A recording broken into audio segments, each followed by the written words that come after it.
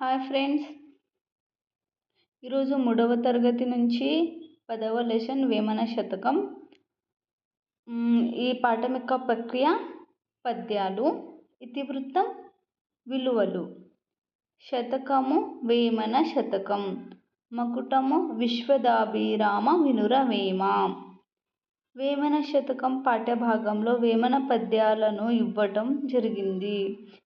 వేమన శతకం పాఠ్యభాగంలో వేమన పద్యాలను ఇవ్వడం జరిగింది. నైతిక విలువలను, సామాజిక అంశాలను గూర్చి తెలియజేసే ఇతివృత్తం గల పాఠం వేమన శతకం. ఏంటి? నైతిక విలువలను, సామాజిక అంశాలను గూర్చి తెలియజేసే ఇతివృత్తం గల పాఠం ఏంటి? వేమన శతకం. వేమన పద్యాలలోని ఛందస్సు ఏమిటి? ఆటవెలది. వేమన పద్యాలలోని ఛందస్సు ఏమిటి? ఆటవెలది. ఆటవెలది అనగా అర్థం ఏంటి? నాట్యం చేసే స్త్రీ. ఆటవెలది అనగా అర్థం ఏమిటి? నాట్యం చేసే స్త్రీ.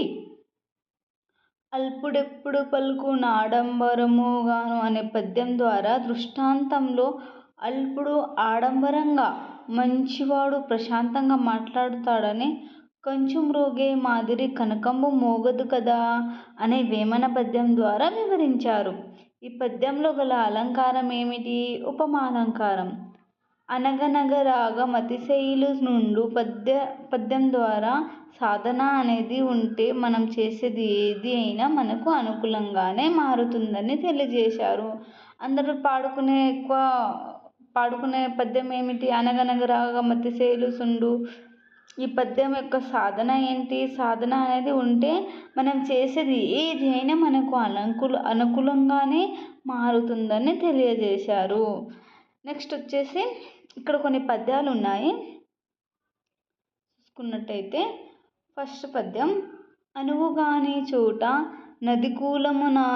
నదికూలమనరాదు, కొంచెమైనా నదియు గోదవగాదు, కొండ ఎద్దమందు గొంచెమై ఉండదా, విశ్వదాభిరామ వినురవేమ. ఈ పద్యం యొక్క ఎక్స్ప్లెయిన్ అయితే చేస్తాను. ఫస్ట్ అయితే పద్యం చూసుకోండి. అనువుగాని చోట నదికూలమనరాదు, కొంచెమైనా సదియు గోదవగాడు, కొండ యుద్ధమందు గొంచెమై ఉండదా, విశ్వదాభిరామ వినురవేమ. నెక్స్ట్ పద్యం, తప్పులెన్నో వారు తండోపతండంబు లూర్వజనుల కెల్ల నుండు తప్పు, తప్పులెన్నో వారి తమ తప్పులెరుగరు, విశ్వదాభిరామ వినురవేమ. పద్యంలోనే అర్థం తెలుస్తుంది. ఓకే. నెక్స్ట్, తల్లిదండ్రి మీద దయలేని పుత్రుండు పుట్టనేమి వాడు గిట్టనేమి, పుట్టలోన చెదులు పుట్టదా గిట్టదా, విశ్వదాభిరామ వినురవేమ. తల్లిదండ్రి మీద దయలేని పుత్రుడు పుట్టినానో వేస్ట్, గిట్టినానో వేస్ట్ అన్నమాట. పుట్టలోవ చెదులు పుట్టదా గిట్టదా, విశ్వదాభిరామ వినురవేమ. నెక్స్ట్ పద్యం, మేడిపండు. మీకు ఇష్టమైన పద్యం అనుకుంటా. మేడిపండు చూడ మెల్లిమైయుండును, పుట్ట విప్పి చూడ పురుగులుండు, పిరికివాని మదిని బింకిమి లాగురా, విశ్వదాభిరామ వినురవేమ.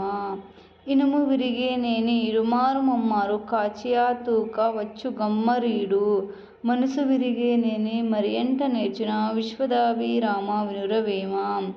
నెక్స్ట్, జూడ జూడ రుచుల జాడవేరు అనే పాదంలో పాడించబడిన ఎత్తి ఏమి అంటే ప్రాస. ఇది జూడ జూడ అంటే సేమ్ వర్డ్స్ వచ్చినాయి కదా. ప్రాస ఎత్తి అంటే ఎత్తి ఏమిటి అంటే ఇది ప్రాస ఎత్తి అన్నమాట. నెక్స్ట్, దయలేని పుత్రుడు ఎవరితో సమానం అన్నారు పైన? పుట్టలోని చెదలతో సమానం. దయలేని పుత్రుడు ఎవరితో సమానం? పుట్టలోని చెదలతో సమానం. పిరికివాడు దేనితో పోల్చబడ్డాడు అంటే మేడిపండుతో పోల్చబడ్డాడు. పిరికివాడు దేనితో పోల్చబడ్డాడు? మేడిపండుతో పోల్చబడ్డాడు. ఏది విరిగితే అతికించలేము? మనసు ఒకసారి విరిగేదనుకో అతికించలేము. ఒక హల్లుకు అదే హల్లు ఒత్తుగా చేరితే వాటిని ద్విత్వాలు లేదా ద్విత్వాక్షరాలు అంటారు. నెక్స్ట్ వచ్చేసి ఈ పాఠంలో అర్థాలు. ఊర్వి అంటే భూమి,